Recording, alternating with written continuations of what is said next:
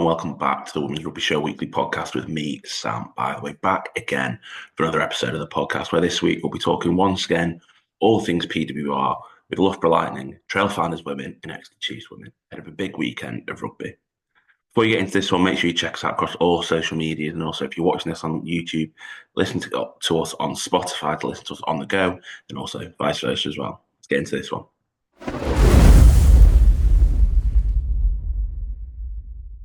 Starting our chats this week with Trailfinders Women as they head to Gloucester Hartpury on Saturday afternoon. This week we'll be hearing from Grace White, but first, Barney Maddison. Just starting with you first of all, Barney, just wanted to quickly touch on Abby Burton's call up to the Red Roses squad. Just kind of how exciting is that for her, and also how proud does that make you as a coach? Yeah, really excited. I think Abby's worked extremely hard in the past few years now, really, ever since obviously she had a tough couple of years. A tough bit of time a few years back, but yeah, she's worked incredibly hard, and she's probably one of the most professional players at the club in that sense, where she does so much extras. Obviously, she's pretty strong-willed in that sense, so she's set her goals on what she kind of wants to achieve and what she wants to do, and yeah, so I'm very, very, very happy for her. Just kind of looking forward to this weekend. How do you go about kind of stopping a team like Gloucester Hartpury when they're on a roll like this? Yeah, it's a tough one. There's a reason why they're at the top of the league. Again, we've put a massive focus on ourselves this week. So let's kind of do what we can do at our best, and then kind of see what happens in that sense. But again, they're a very tough team. We're not going to shy away from that. But again, we're going to go out there and try and do our best in that sense. And Grace, just obviously the wingers that Gloucester Hartpury have, that kind of back three is so exciting, kind of very similar to yourself and playing wise, like of Mia Venner and Pip Hendy. Just kind of how excited are you to be going up against them this weekend? Yeah, I think it's a really good challenge. I think I'll probably be facing Mia Venner. And obviously she's just been called up. So it's a really good chance to compare myself to the likes of the Red Roses training squad. So it's going to be a really nice challenge. Just kind of how much have you enjoyed this season at Trailfinders? And you lit up the league in those first couple of weeks as well. And just kind of how much have you enjoyed this year? Yeah, I mean, it's been incredible. I mean, I'm coming back from a long-term injury. So just getting hands on ball, I'm really enjoying how we're playing. I'm getting more service than I expected on the wing. So yeah, just really enjoying it and learning a lot. And obviously you just mentioned before about university. Kind of how do you find that balance of an athlete and also a student, kind of being that student athlete at the moment? Yeah, it can be challenging at times, particularly when it's like exam season. But we've got a really nice setup with under 23s coach at Trailfinders, and they sort of, he helps facilitate time management, puts on special sessions and helps with reviewing, so I don't have to go over all the training. And just kind of looking at the last couple of weeks of the season, or the last kind of block now, you've got obviously Gloucester, you have to play Bristol, you also have to play Saracens. A bit of an influence on that kind of top four battle. Just kind of how exciting is that to kind of know that you may have a potential say in that, what's going forward? Yeah, I mean, it's really exciting, and I'm always looking forward to the big games because I know we're going to turn someone over. I think we've shown consistently when playing top four games, there's elements of the game where we're competing really nicely and showing what we can do. And it's just how we go and impose ourselves and compete for the full 80.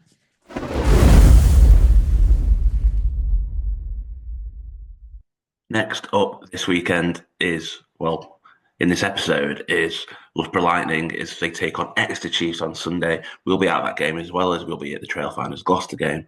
Really looking forward to both of the games. But from Loughborough Lightning, here's Charlie Beckett and then Courtney Holtkamp. How much kind of confidence can you take from those last few weeks of obviously beating Saracens and then pushing the defending champions and unbeaten Gloucester Hartpury in 5 close? Morning, Sam. Yeah, massive confidence, mate. I think it's something we as a coaching staff have spoken about for a while. We absolutely believe we have the players, the facilities, the programme here to push and challenge and beat those stereotypical top four sides, so to speak, your big hitters. And I think so early in the season, we obviously pushed Harlequins close twice. I think we were massively frustrated with our results, both at Chiefs away and Saracens away. There were big moments in that game we let slip. But we always had that belief. But I'm a big believer in evidence-based. So to really hammer that home to players, we need the evidence. The only evidence is getting one of those wins, isn't it? So I think it was a real penny drop moment for a lot of the players when we beat Saracens. And I think you can tell that by the response we've had this week to obviously, on paper, to a lot of people on the outside, 36-19 away at Kingsholm is not a bad result, but I think we're pretty disappointed to have come away from there with nothing. Definitely, I think to come away with 0 points is massively disappointing. And there was definitely moments in that game where momentum shifts where if we just maybe been a little bit more accurate in certain aspects or taken big moments, we could have gone and got a full 4 or 5 points, I think. So I think there's definitely huge confidence within the playing group now of the evidence-based of we've beaten one of the big four, we've pushed another one close again. Can we go and get some more results this season before the season's very quickly over? Yeah, and another chance to do that again quite quickly this weekend with Exeter. Just kind of how kind of vulnerable are they at the moment? Obviously, they haven't played much rugby since November with bye weeks and cancellations. So kind of how vulnerable and kind of how much of an opportunity is this weekend? Oh, mate, I don't think you can ever say Exeter Chiefs are vulnerable. I think you look at the quality on that side, the quality of coaching setup they have. I think to call them vulnerable at any point would be foolish from our part. Until 2 games ago, they were undefeated and top of the table. Like, they are a very, very good side. They've had a tough run of fixtures with the way the games have gone. Like you say, they've only played 2 games, I think, the last 4 or 5 game weeks with the way the fixtures have gone and cancellations, etc. So that's obviously not ideal for anyone's prep, but I think we cannot say they're vulnerable at all. We're very much expecting a very, very tough game against a very, very good side. And mainly, it's cliche as it sounds, Sam, we're focused on us and what we can do and what we can build on the last 2 weeks to hopefully go and give them a good game and challenge this weekend. And obviously, I know you've been coaching at Cheltenham, well, you've coached at Cheltenham before. Just kind of how much are you enjoying your first season at kind of this top level of women's rugby at the moment? Oh, mate, I'm absolutely loving it. I think I would be lying if I didn't say I was maybe slightly naive in my understanding of the difference between part-time coaching and full-time professional coaching. They are very, very different beasts. I think there were some tough learning curves for me, especially in the first few weeks. That's probably unfortunate seeing a few of our results. That I maybe hadn't got things quite right those first few weeks, and maybe the level of certain bits of stuff in the week I hadn't quite got right. But you very quickly have to learn. I think I have, and hopefully doing a better job. There is so much left for me to learn. I'm so new to this and so young, but I absolutely love it, mate. Like, I think when I decided to retire from playing, it suddenly struck me that this might be the end of rugby for me professionally, and I very quickly realised that while my love for playing was gone, my love for rugby absolutely wasn't. So I'm so happy to be able to stay in rugby, and everyone at Loughborough and Nathan to have given me this opportunity. I'll be very thankful for that. And yeah, I absolutely love it, mate. It's brilliant. Hi, Courtney. First of all, hope you're well. Just obviously back in a Loughborough Lightning shirt. Just kind of how excited is it to be back? Yeah, didn't think I would be back here, but here I am. Yeah, happy to be back. And just kind of what made you make the decision to kind of come back to Loughborough and back to the PWR? Yeah, so basically the reason I came back is because between WXV this past October, we don't really have much rugby in Canada during the winter. And yeah, our next international tour isn't until April, I believe. So it's kind of a bit of a dead space in terms of rugby for me personally. And then yeah, my Canada head coach had reached out to me and said that Nathan was interested in me coming back overseas, offering like a short-term contract. So it was too hard to pass up. So I was like, sure, I'll come back over, play a couple games, and just work on what I need to work on, and try and help the team do as best they could for the rest of the season. You mentioned Kevin, your Canada head coach. Then obviously he spends a lot of time over here. I've seen him at a couple of games, kind of catching up with people. Just kind of how important is it him being so hands-on, especially in such a big year for women's rugby? Yeah, honestly, he's probably one of the best coaches I've ever had, if not the best coaches I've had in my rugby career. He's very he really just wants the best for us. Like, he wasn't trying to pressure me to go overseas. He's like, you do what you need to do, but like this is like a really great option for you. But yeah, he's just so hands-on, like only wants the best for all of his players and just wants to see us grow in our game and as individuals and just succeed at whatever we're doing. So he's a great guy. And obviously there's plenty of Canadians throughout the league now. More and more have kind of come over this year. Just kind of how much do you kind of see that step up when you're in an international camp, that people who've been over to the PWR perhaps the first time gone and kind of stepped up that level again? Yeah, you can definitely tell that It's well, first of all, it's great that there's like so many of us overseas now because we're all, sacrificing, leaving our homes in Canada, just trying to get better for the team. But you can definitely tell over the past couple years the growth in our team because we're able to play and have a daily training environment week to week. Yeah, a lot of those players that have been here since the beginning, I was thinking about it, like Dalika Menon, Emily Tatosi, they've been here for 6, 7 years almost, and they're definitely huge leaders on our Canadian team. And it just goes to show that, yeah, the more we play overseas over here, the more game time we can get. It helps with the betterment of our international team. And just last one for me, obviously, how exciting is it to have Chrissy playing with you both for Lightning and for Canada? Yeah. Oh, she's been so good lately, and like obviously she's a superstar in sevens, but you can definitely see her starting to shine in 15s, and she's only started playing 15s in like the last year and a half. And yeah, she's so good. She's so fast. I don't know how she does it, but yeah, she's also from Alberta. I'm from Alberta, so just makes me proud that we're both from little small Alberta. Not a lot of our Canadian team is from Alberta. Well, actually, there's a lot more coming up, so it's good to see a lot of talent coming from those smaller towns throughout Canada. Yeah. Cheers, Courtney. Thank you.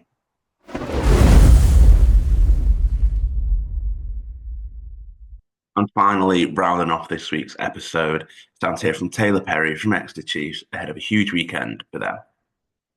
So, Taylor, just first of all, thank you so much for chatting to me today. Just kind of ignoring the result on Saturday, obviously a disappointing result, just how nice and special is it to kind of get that record crowd at Sandy Park?